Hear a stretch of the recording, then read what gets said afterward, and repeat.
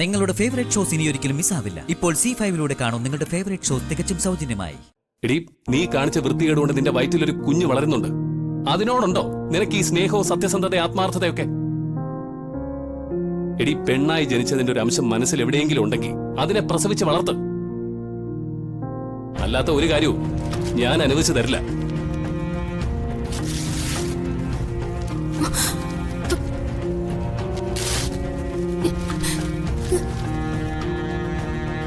തന്റെ ഇടം കാണിച്ച നിന്നെ തടുക്കാൻ ആർക്കും പറ്റില്ലെന്ന് അഹങ്കരിച്ച് നടക്കുമ്പോ അന്തസ്സോടെ ഞാനൊന്ന് നിവർന്നു നിന്നാലേ എന്റെ മുന്നിൽ തോൽക്കാനേ പറ്റുമെന്ന് നീ ഓർത്തോ.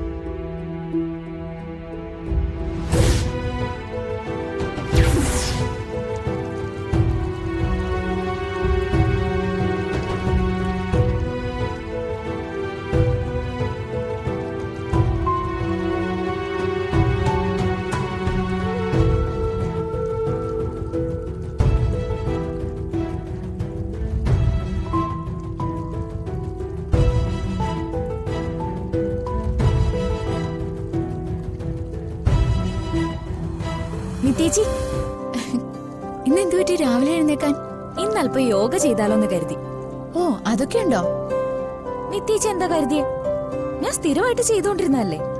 ഇപ്പൊ കല്യാണത്തിന്റെ തിക്കും തിരക്കും ഒക്കെ ആയിട്ട് നിർത്തിവെച്ചതല്ലേ. ഇനി സ്റ്റാർട്ട് ചെയ്യണം. കല്യാണത്തിന്റെ തിക്കും തിരക്കൊക്കെ ഓക്കെ, പക്ഷേ യഥാർത്ഥ കാരണം എന്താന്ന് ഞാൻ പറയട്ടെ. എന്താ? മടി. എനിക്ക് മടിയൊന്നുമില്ല. ആ, അതൊന്നും പറയണ്ട. എല്ലാ സൗകര്യങ്ങളുള്ള വീട്ടിൽ ജനിച്ചാലേ ഒരു കുഴപ്പമുണ്ട്. ചുമ്മാതിരുന്ന് എല്ലാം കൺമുന്നിൽ വരണമെന്ന് ചിന്തിച്ചു കളയും. ഇത് ഞാൻ അടുക്കളയിൽ കയറാത്തോണ്ട് നിത്യേച്ചി പറയുന്നതല്ലേ.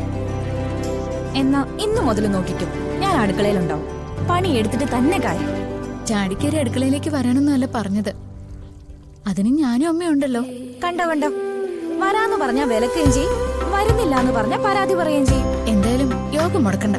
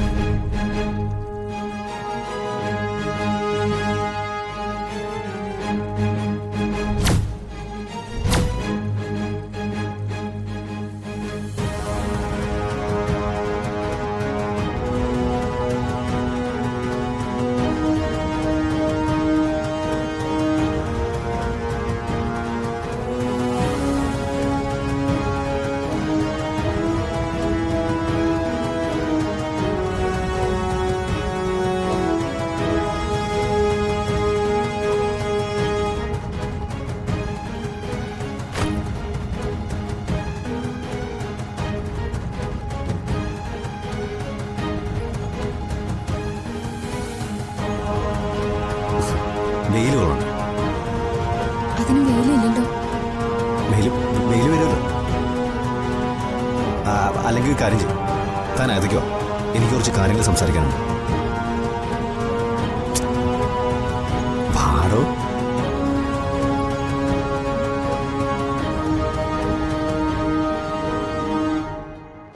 ഇതെന്തിനാ അമ്മ എനിക്ക്?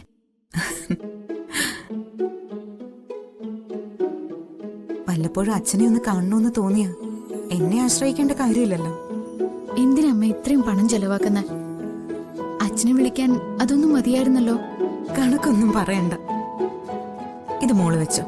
അമ്മ തന്നതുപോലെ വില കൂടിയ സമ്മാനങ്ങളൊന്നും എനിക്ക് വേറെ ആരും തന്നിട്ടില്ല.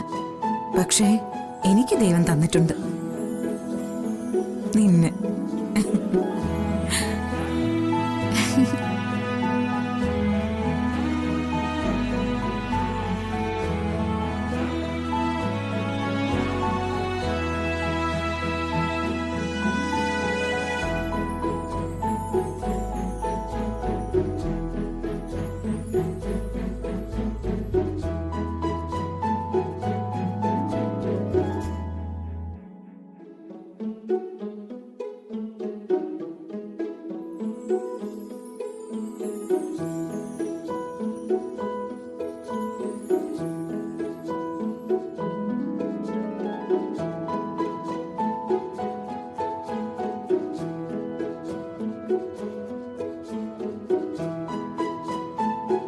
ആ അമ്മ ലാപ്ടോപ്പ് ഒക്കെ മേടിച്ചോ? എനിക്ക് തോന്നി അമ്മ സർപ്രൈസ് ആയിട്ട് എനിക്ക് വാങ്ങിച്ചു തരുമെന്ന്. ഇത് എപ്പോഴാ വാങ്ങിച്ചേ? ഓൺലൈനിൽ ഓർഡർ ചെയ്താണോ? വാങ്ങിച്ച രീതിയൊക്കെ അവിടെ നിൽക്കട്ടെ. ഈ ലാപ്ടോപ്പ് കണ്ട് എന്റെ മോള് കൊതിക്കണ്ട. ഇത് ഞാൻ നിത്യമോൾക്ക് വേണ്ടി വാങ്ങിച്ചു കൊടുത്തത്. ഞാൻ എത്ര നാളായി അമ്മയോട് പറയുന്നു എനിക്കൊരു ലാപ്ടോപ്പ് വേണമെന്ന്. എന്നിട്ട് വാങ്ങിച്ചു തന്നോ? വാങ്ങിച്ചു തന്നിട്ട് എന്തിനാ? 3-4 ദിവസം കഴിയുമ്പോ അത് കംപ്ലൈന്റ് ആണെന്നും പറഞ്ഞ് എടുത്തൊരു മൂലക്കിടും. അതല്ലേ സംഭവിക്കാറുള്ളത്.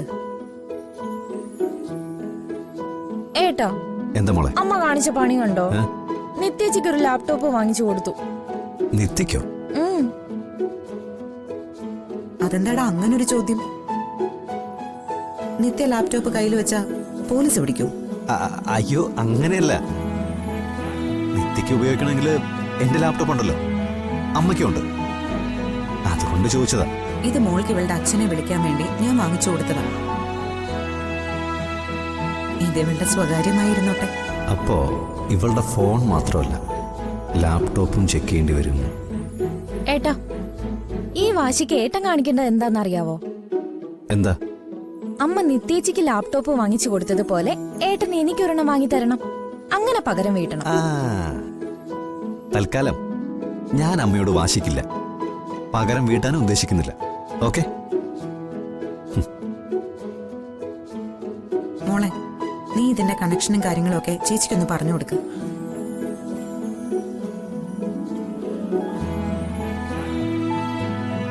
ഈ അമ്മയുടെ ഒരു കാര്യം കണ്ട നിമിഷം മുതൽ ഇപ്പൊ വരെ അത്ഭുതങ്ങളുടെ ഒരു സഞ്ചി കൈ പിടിച്ച എന്റെ മുന്നിൽ നിൽക്കുന്നത്. അത് നിത്യേച്ചിയുടെ മുമ്പില്. എന്റെ മുമ്പിൽ വരുമ്പോ അമ്മയുടെ കയ്യിൽ സഞ്ചിയുമില്ല, ഒന്നുമില്ല.